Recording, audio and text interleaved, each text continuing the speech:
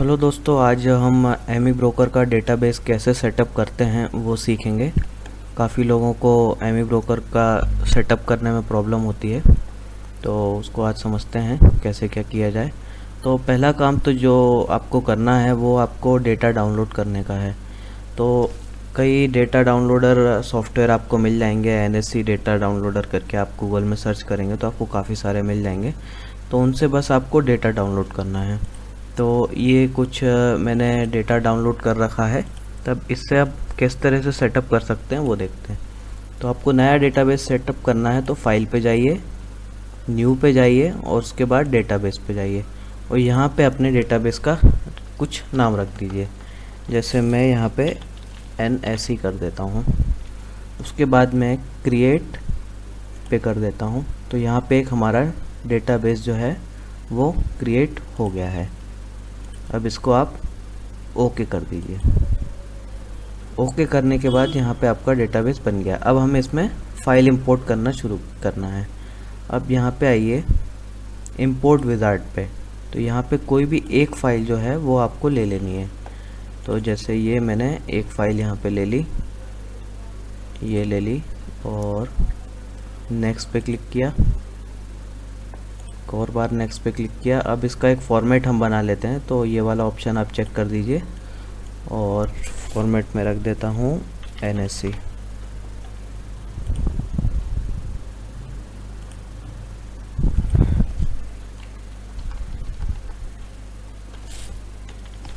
ये मेरे डेटाबेस का जो है वो फॉर्मेट हो गया। अब मैं फिनिश पे कर देता हूँ। तो ये हमारा डेटाबेस जो है वो तैयार हो गया। अब हमारा काम है फाइल्स को इंपोर्ट करने का। तो यहाँ पे इंपोर्ट आस की जो ऑप्शन है उस पर हमें जाना है और इसके बाद जो है आपको फ़ाइल इंपोर्ट करना है। तो ये मैंने एक साथ सारी सेलेक्ट की और ये फ़ाइल हमारी इंपोर्ट हो रही है।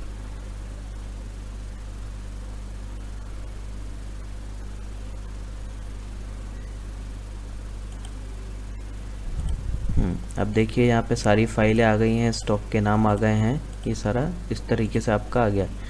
तो ये जो है अभी मैंने सिर्फ 2015 का लिया है। अब मैं और बाकी के साल का भी कर लेता हूँ। ये मैंने 2014 का पूरा कर लिया।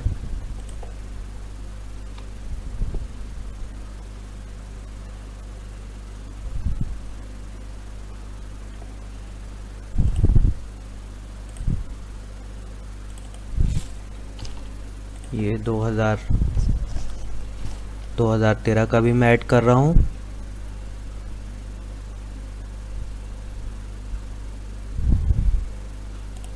अब 2012 का।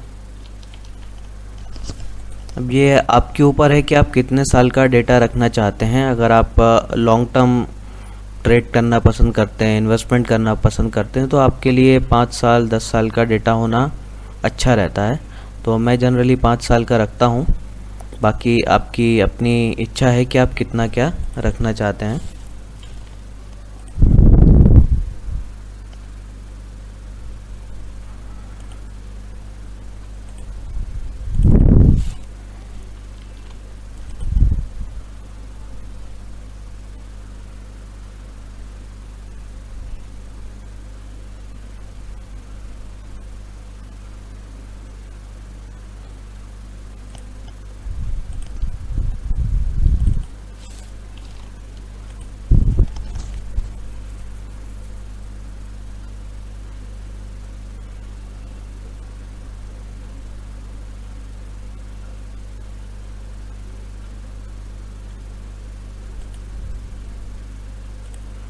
ठीक है, तो ये हमारे पास जो है 5 साल का डेटा आ गया है।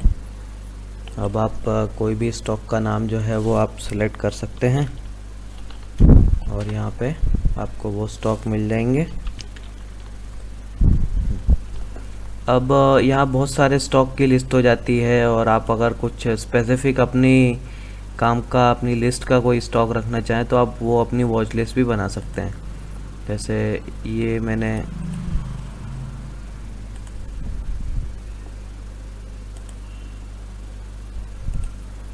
ये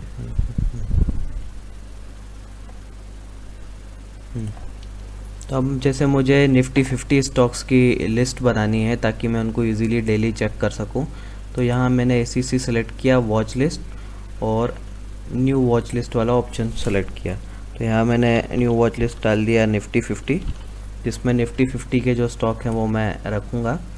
तो अब ये इसको मैंने मिनिमाइज़ किया, तो यहाँ हमारी एक निफ्टी 50 वाली वॉच लिस्ट आ गई। अब यहाँ पे बहुत सी खाली वॉच लिस्ट भी हैं, तो इनको आप जो है वो डिलीट कर सकते हैं। तो इस तरह से आपकी ये डिलीट हो जाएंगी। खैर आप वो कर सकते हैं, आप एक साथ हाइड भी कर सकते हैं इनको। अब जैसे ये निफ्टी 50 हमारी वॉच लिस्ट खुली हुई है, अब इसमें हमें और स्टॉक ऐड करने हैं, तो ये हम इस तरीके से कर सकते हैं। ये हमारा TCS मैंने यहाँ खोला और यहाँ पे ऐड सेलेक्टेड सिंबल वाला ये ऑप्शन ले लिया, तो इस लिस्ट में अब ये TCS भी ऐड हो गया। इसी तरह से आप दूसरे स्टॉक भी ऐड कर सकते हैं। जैसे ये मैंने सन फार्मा लिया और यहाँ पे मैंने राइट क्लिक किया, ये हो गया, तो सन फार्मा भी हमारा ऐड हो गया। अब हम PNB लिया मैंने, तो PNB यहाँ पे ये ऐड हो गया। ये टाटा मोटर किया मैंने, तो ये टाटा मोटर भी हमारा ऐड हो गया। तो अब क्या होता है, कई बार बहुत सी कंपनियां जो हैं डीलिस्ट हो जाती हैं, लिस्टेड नहीं रहती हैं, उनमें ट्रेडिंग नहीं होती, तो पर फिर भी वो यहाँ पे शो होती रहती हैं। तो इस तरह की कंपनियों को हम जो है हटा सकते हैं ताकि हमारा जो डेटाबेस है वो थोड़ा क्लीन दिखे। तो यहाँ पे टूल्स में जाके आप जो डेटाबेस ऑप्शन है उसको आप सेलेक्ट करेंगे, तो यहाँ पे ये कई स्क्रिप्ट ऐसी आ जाएंगी जो कि ट्रेड नहीं है, तो उन्हें आप डिलीट कर सकते हैं। तो यहाँ ये इस तरह का यस यस यस आपको करता जाना है, जो कि फालतू स्क्रिप्ट हैं वहाँ से जो है हट जाएंगे आप किस तरीके से। तो ये थोड़ा टाइम लेता है, डिपेंड करता है कि आपने कितने साल का डेटा इंपोर्ट किया। अगर आपने लास्ट 1 या 2 साल का ही किया है तो इसमें बहुत ही गिनी चुनी कंपनियां ही मिलेंगी जो आपको हटानी है, पर अगर मैंने यहाँ कुछ ज़्यादा सालों का लिया है इसलिए ये ज़्यादा आ रहे हैं। तो इस तरीके से आप कर सकते हैं।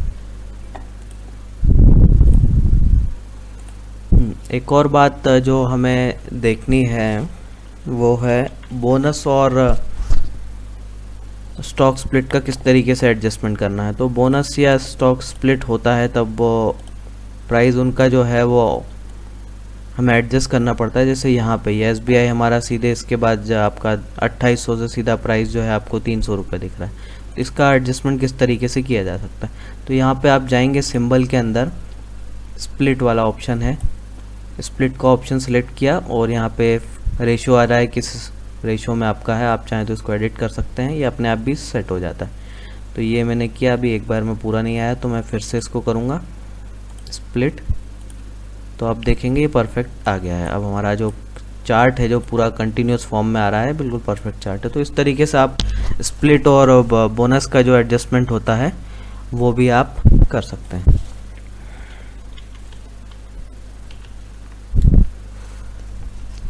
एक और चीज़ जो है वो है कई बार कंपनियों का नाम चेंज हो जाता है, तो नाम चेंज होने के कारण जो है आपका पुराना जो नाम है उधर की जो डेटा है उनमें फर्दर फाइल्स ऐड होना बंद हो जाती है। तो इस केस में हमें क्या करना पड़ता है, जो पुराने नाम है और जो नया नाम का है उनका डेटा मर्ज करना पड़ता है। तो वो इस तरीके से करते हैं। जैसे ये मैंने एक स्टॉक लिया है वेदांता, इसका पिछला नाम क्या था वो आप चाहें तो इस तरह से मर्ज करते हैं। जैसे इसका पहला नाम सेसा गोवा था, उसके बाद सेसा स्टरलाइट हो गया, तो यहाँ पे मैं जाऊँगा सिंबल में जाके मर्ज का ऑप्शन, तो यहाँ डेस्टिनेशन आपको मिल गई और सोर्स आपको लेना है। तो सेसा गोवा मैंने लिया, तो सेसा गोवा जो है ये इसमें अब हम मर्ज कर देंगे।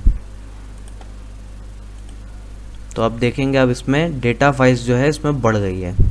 इसके अलावा इसका सेसा गोवा के बाद जो इसका नाम बदला गया था वो था सेसा स्टरलाइट, तो वो भी आपको मिल जाएगा।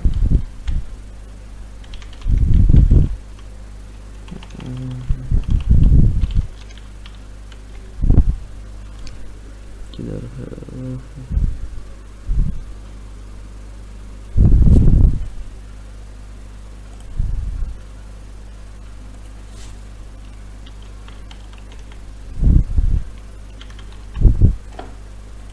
चलिए फिर से करते हैं। हाँ, तो इसका नाम था सेसा स्टरलाइट, जो कि इसका कोड था SSLT था। तो SSLT हमने सेलेक्ट किया। पुरानी चीज़ों को, कोड को हम नहीं रखना चाहते हैं, उनको मर्ज करना चाहते हैं, तो ये हमने ये कर दिया। अब आप देखेंगे कि पूरा जो है, अब जो नया नाम है कंपनी का वेदांता, उस नाम से आपकी सारी फाइल्स जो हैं वो सारा हमारे पास आ गया। तो इस तरीके से आप जो है एमी ब्रोकर का डेटाबेस बना सकते हैं, फाइल्स को इंपोर्ट कर सकते हैं, और स्टॉक स्प्लिट हो, बोनस हो, उसका एडजस्टमेंट कर सकते हैं, मर्जर का एडजस्टमेंट कर सकते हैं। तो ये जो कुछ खास ज़रूरी चीज़ें हैं वो एमी ब्रोकर में आपको खास ध्यान रखनी पड़ती है। इसके अलावा जब भी आप एग्ज़िट करें तो आप डेटाबेस को जो है वो सेव कर लें। तो सेव डेटाबेस का ऑप्शन